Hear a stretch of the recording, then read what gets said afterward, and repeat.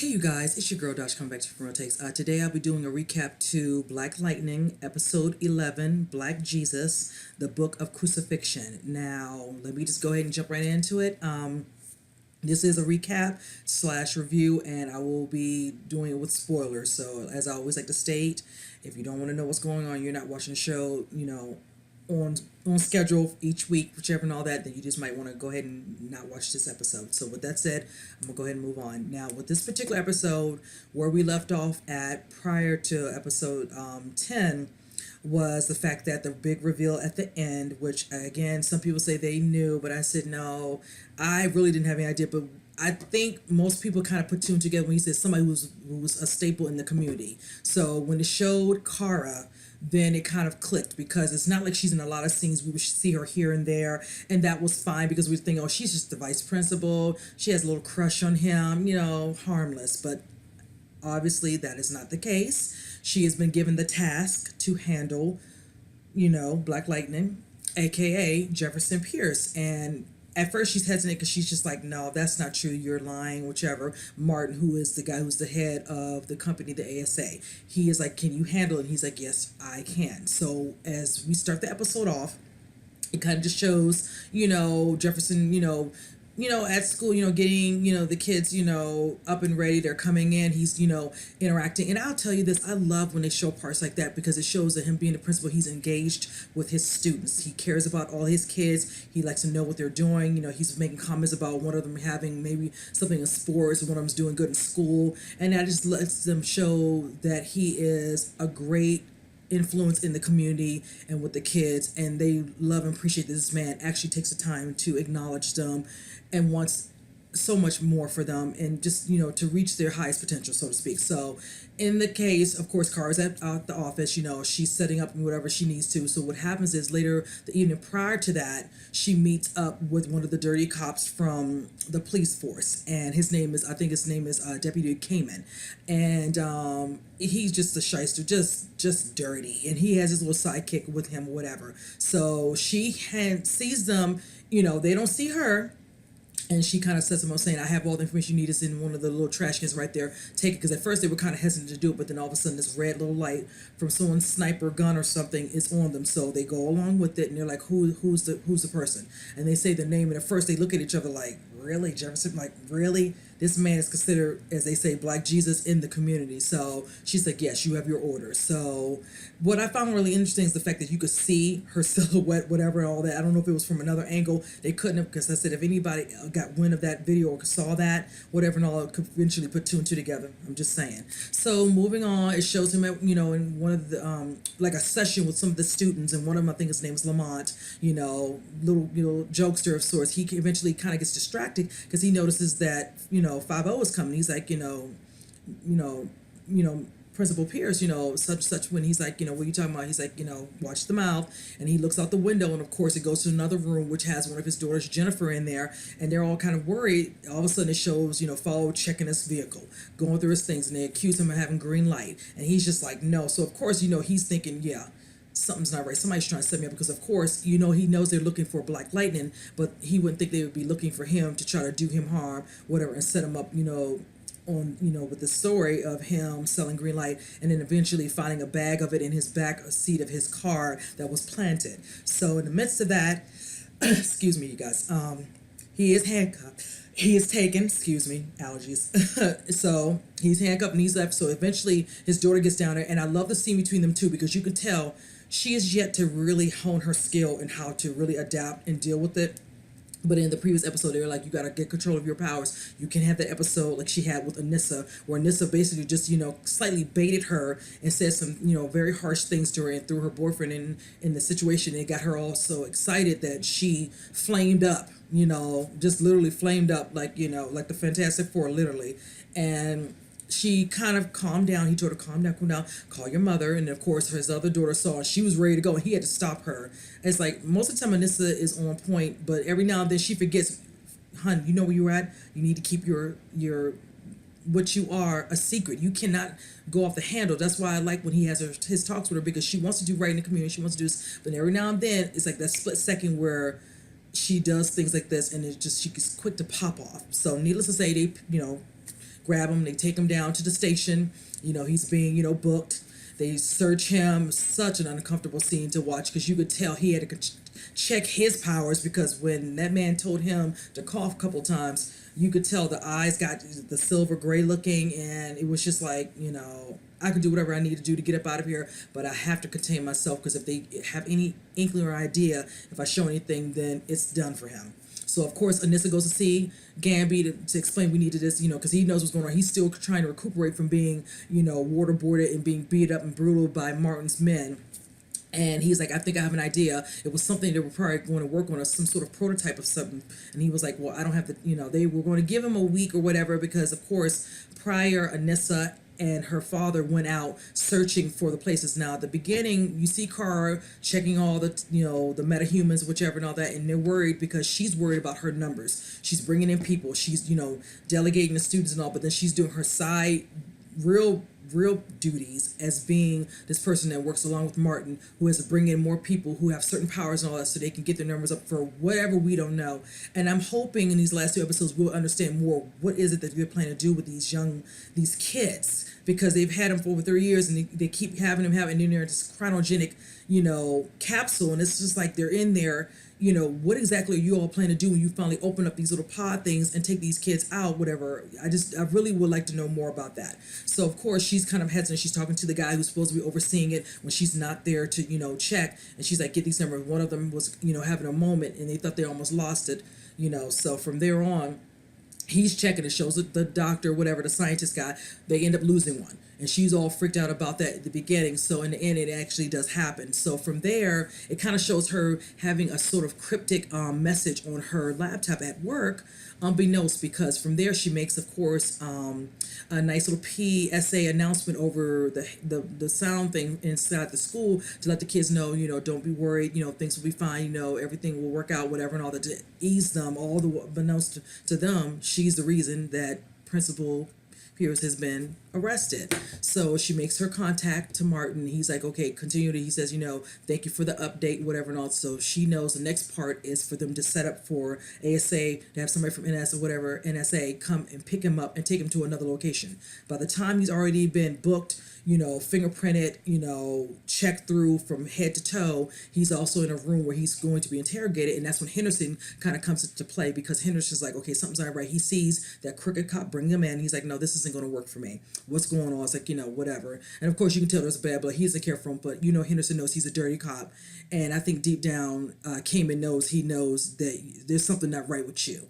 Certain things are always happening. You always seem to be involved with this. So who do you work for? Who's getting this dirty money to give to you to work on the bad side when you're supposed to be for the good? So in the midst of that, he's like, he sees Lynn. She shows up. And she's trying to figure out what's going on. I don't understand, whatever. She's like, he asks her, he says, do you trust me? And she's like, no, but of course Jefferson does, which I never understood why she wouldn't trust him. I don't think Henderson's ever given her a reason. I was kind of perplexed by that comment when she made that, but it is what it is. So from there, they show, him having a little talk with him, but he's letting him know it's being recorded. So he's loosens the little shackles, from, his stuff off of him, his restraints, and then he's kind of talking to him, just giving him questions and all that, just trying to get stuff on the record or whatever. But he's just like, he's like, he's not understanding what's going on. Is there something you're not telling me, whatever and all that? And it's like, really, Jefferson can't really tell him what's really going on. So he has to say whatever he can say to say, okay, really, I did not do green light. That much I can say. I have nothing to do with this. Then he asks him, does he know La La? And he's like, no, I taught him when I was a younger, teacher at the time, whatever. But other than that, and then I tried to get him to, keep his 100 at bay. And we had a little understanding, and that was as far as it went, until things started happening. And of course, Lala got caught up in the shuffle and got killed. So unbeknownst to him, he still has no clue that he's alive. And that's going to be very interesting when he shows himself and he's out invisible. So from there on, it shows, of course, Kara trying to, see about the setup. They're going to go pick him up, and of course when he's in the middle of that interrogation, the guy comes in saying there's some papers that overrank both of them that's coming to show he's being teleported. And of course he makes a comment saying, I'm glad I'm not you. So of course you already know he's freaking out, Jefferson, like, what is going on? The bigger heads, the people from ASA, like Gamby, and that's probably what's going through his mind. So from there, that's when Anissa shows up and she's like, okay, she's got her suit on, she's ready to go out there and do what she needs to do because she's already talked to Gamby about what they're going to do. So what it looks like he's trying to walk her through, he's like, one misstep. He's like, no, there's not going to be a misstep. I'm going to handle this. Show me what I need to know. So from there, it shows that he has it set up like a holographic, image of Black Lightning. They're out in the midst of, in the middle of, kind of surveillancing the area, and comes across this dark van or whatever and all. So that's the way it's set up. It shows him up against the wall. He has a little thing where he gave to her. So as long as the van's in front and he sets it up, whatever, all she's going to do is like she's running after this, suspicious van, and then she's going to have him holograph, Black Lightning up beside her. Let me tell you, I love the way some of these scenes are done. The way it's just like the amount of just sheer epic in the scene, just epicness of it all. I love that scene because I was trying to figure out how they're going to make it look like, Jefferson's not, because we already know if they pick him up and take him and really interrogate him, he's going to show his powers. So it's like they have to get in front of it to stop it, and that's exactly what they do because, of course, the news coverage comes on and she sees some of it, online, whatever, and all that. So that's when Carr decides to, reach out in an encrypted, message again to Martin. He's like, that's not the game plan, stick to the plan, whatever. And she's just like, okay, he's not the target. He's not, Black Lightning. Why do you still need Jefferson? So by then, Henderson is making things happen really, quickly to try to get Jefferson out of the situation because he's, of course, locked up in one of the jail cells with a couple of other, guys who are being locked up, whatever. They're in there and they're little scrubs or whatever. And they're just sitting there. And then he's like, some people, you can leave. And he's like, no, not you. So if Jefferson thinking he was getting let go, and he's like, no. So he's just sitting there patiently waiting to hopefully something will happen. So when that part shows up and all that, they feel like that'll set it up. So eventually Henderson speaks to the other guy working with Cayman, who was another dirty cop, and he's like, oh, I see, you set up some things for your son. He's got all that money. Where does money come? I wonder how IRS would feel. And that's when he's like, yeah, sit down. He says, I don't want you. I want Cayman. So he sits down and he chooses, his family over Cayman, which of course he was going to do that. And he lets him know the information. He must have found out what he needed with the documents that were at Cayman's home and all that. So when he comes to see Jefferson to let him know he's free to go, Cayman shows up and like, what are you doing? This is this, what I'm supposed to do, need to do. He's like, you are free to go. Gave him his bag with his clothes in it and all that. And of course, the guy doesn't like it, whatever. So he tries to follow him. He tries to manhandle him. He switches around to him and lets him know, it's like, you thought you were doing, certain things, whatever, you can get away with it. But then you didn't know how to clean up your evidence, whatever, that you left out in your house. And he's like, you're under arrest. So the same men who were manhandling Black Light and Jefferson Pierce are the same ones that end up manhandling Cayman. It's like, you're not going to get away with this. He's like, whatever, I just did. So now the thing I'm worried about for Henderson, if you all remember the previous episode, he says, if anything happens to me, make sure my family knows the truth. I'm now a little worried because he definitely has been promoted up. Now he's the new deputy chief, and he wanted to clean up. He wants the people to feel like they can trust, the PD in the area of Freeland. And I feel like that's going to be the part that shows it, because it shows us that Jefferson Pierce, when you see the news coverage, he's been vindicated. We had, some, it shows that he was set up, and then that's kind of how he gets out of being locked up, and he just not escorted with the company, the NSA, ASA, actually being involved to have somebody transport them to whatever facility we're going to use to interrogate him. So I love that part. And of course, it shows them going, Kim going home. His daughters are there, his ex-wife is there and all that, and it's great to have their moment. Of course, Jennifer's so happy because at first Jennifer was very worried, and she has a little moment where her mom has says, it's nothing to be strong and be scared at the same time. That's just, that just makes sense, have all the feelings you want, whatever, don't keep it bottled up. And she has a little crying moment. Her mom, coddles her to make sure she's okay, and, I just like that she kind of set her at ease. She's going to be fine, because she was just like, why can't he just do his Black Lightning thing? And she has to keep reminding her, just like how Anissa had first when she learned about powers, you just can't jump out there. You got to use some sense. And he's like, no, can't do that. And said, when you have these powers, same thing like her father had to calm her down during her episode right before they took him in to custody to the police, vehicle, whatever. And he was, of course, handcuffed. So, of course, it shows them going to get some ice cream and all that. They get a knock on the door and they think somebody might have followed or whatever, their father. Come to find out it's, Gamby. Now, I love that he did what he did, and that's why I'm so happy, because I don't want Gamby's character to be, removed from the show. I think he's very, very intricate to this. He's a big part of this whole dynamic of how things are going to go. He's very helpful to Jefferson, Black Lightning, and to the family as well. The girls call him Uncle Gammy. That bond, he's been with him since he was a child, so you remember the girls were born. So you know he would never want them to be harmed or hurt. Now, granted, as they say, Jefferson is not going to be able to forget what he's done. As he said in this episode, he says we need to find a balance, and he agreed. He says, just let me know what you need from me, and I'll do that. So you can see it's that level of respect because, of course, he says, I heard from Anissa what you did to help me. Thank you. So he knows, I know you care about us and all that. That's never going to wash away what's happened because, of course, in the end, even though when he was trying to do the right thing at the end, it did cost him his father's life. And it's like they have to rebuild and repair slowly. And I think he'll be able to do that. But, hopefully from here on out, he has to be honest. He can't hide anything anymore.